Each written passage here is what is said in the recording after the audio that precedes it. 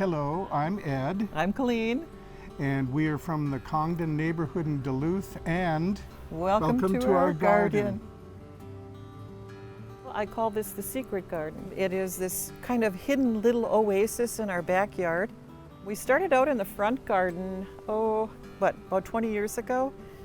When I first started planting in the front, I said I'm going to go with that whole British philosophy. Every inch is going to be planted. Well, I've kind of fallen by the wayside with that one, but there's a lot of plant material. For the most part, these are tough plants and they come back every year. A lot of pansies this year.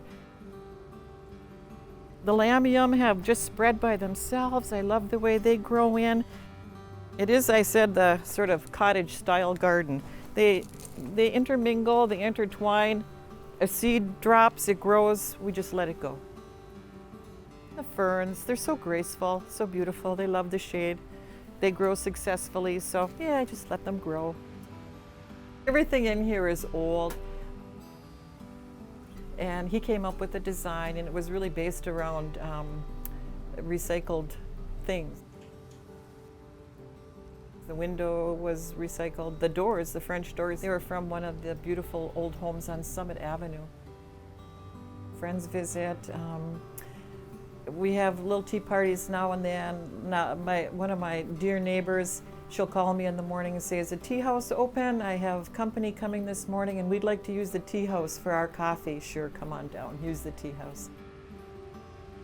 And it's those little details in the garden, those little unexpected things when you're walking by and your eye catches, oh, there's a plate here, there might be a cup in some plants, and it's whimsical. It's fun. There should be some whimsy in the garden. Yeah, that's just a little quiet spot back there. Nothing would grow, couldn't have any grass grow, so I dug it up and put in a few plants and found a little bench. The William Baffin is a nice, reliable rose for this area, and a pretty color, has a nice fragrance. Every year I try to make it different. I always say today it is what it is. Next week it'll be a little different. Next year it'll be different. To me, a cottage garden is a sort of garden that just kind of welcomes you in with a hug. Find out more on this series and your other favorite WDSE WRPT shows at video.wdse.org or on the free PBS video app.